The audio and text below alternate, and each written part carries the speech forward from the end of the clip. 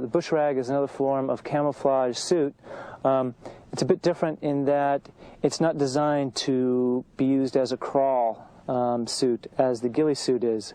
With the bush rag, it's more for doing a stalk on your feet. So what it does is it covers your torso and it covers your head area and of course the back.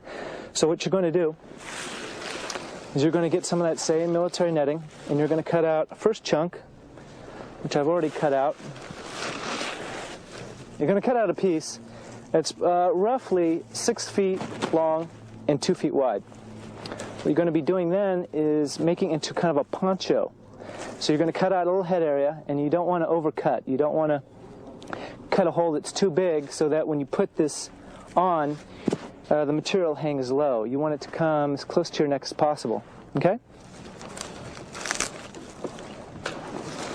And before I start tying in my burlap, I'm just going to throw it over my head, make sure I'm close. There we go. So I've got my basic dimensions, and I might want to tailor up a couple pieces that are hanging too long. So once you cut out your mesh, you're going to cut out a piece for your head. Now the head piece should roughly be about 18 inches by a foot, and that's going to be, of course, covering your head, and you're going to sew that into a boonie cap, a PC, a watch cap, whatever you have. Once again, you're going to be tying in your burlap pieces.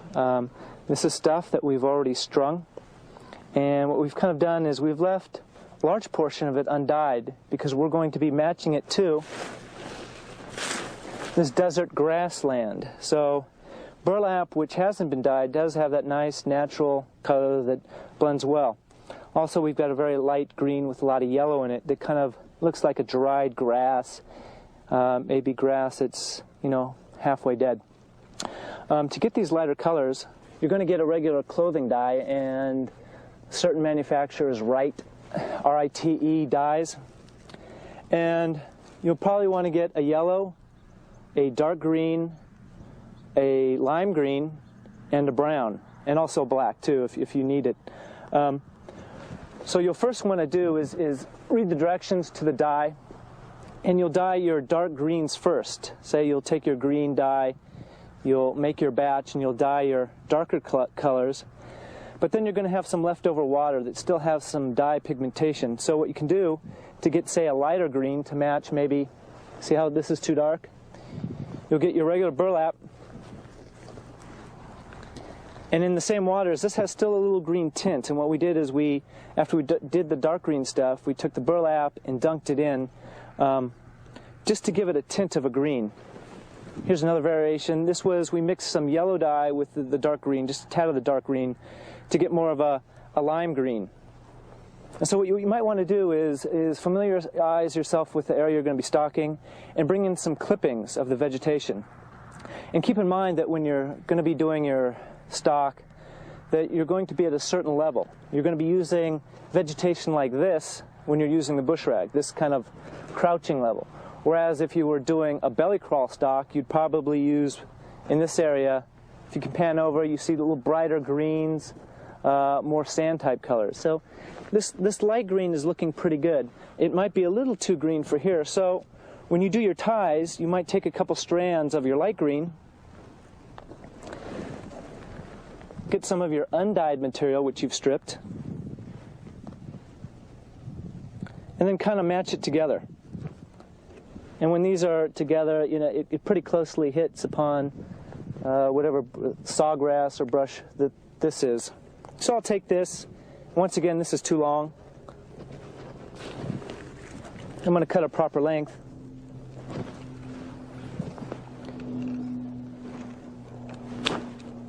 And once again, scissors would probably be a little more expedient.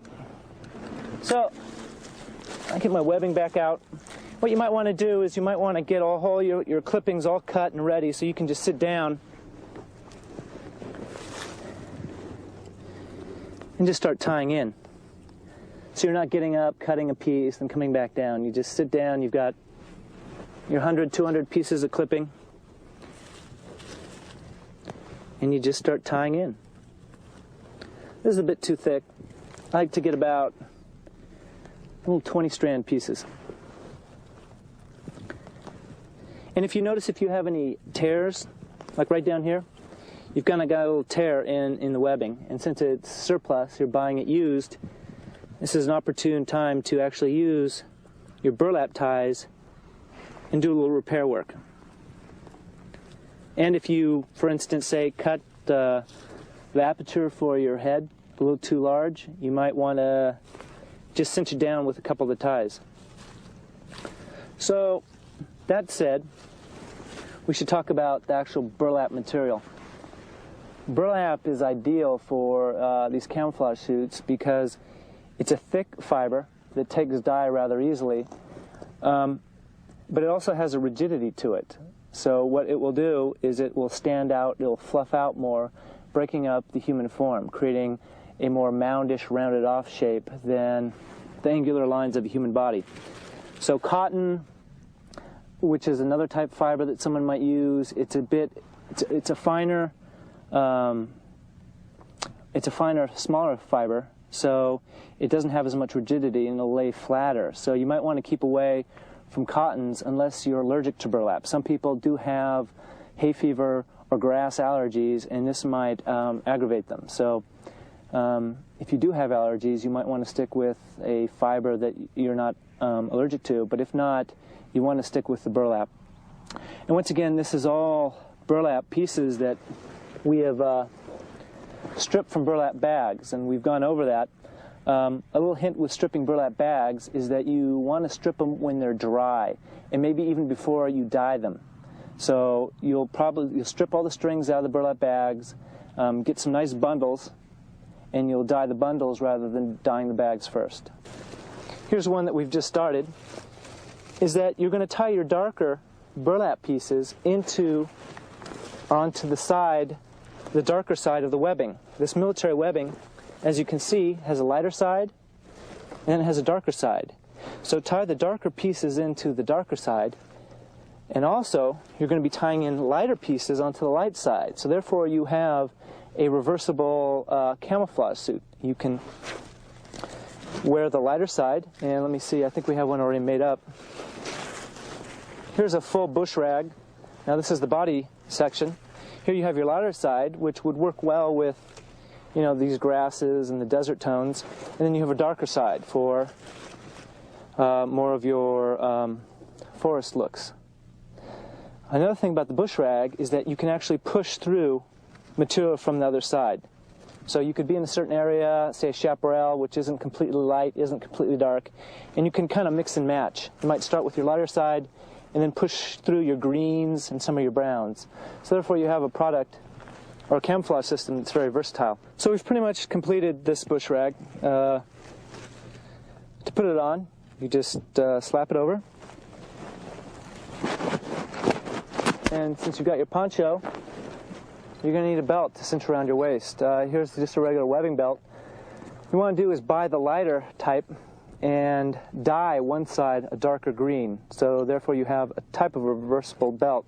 Of course, this silver gold buckle is going to have to go. Web belts come with a black metal. If not, you can just spray paint this, but I'm going to use this for now. So,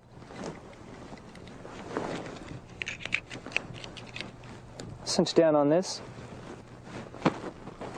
And when you put your your web belt in, make sure you take some of your ties and make sure that they drape over so you don't have just a belt sticking out. For the headpiece,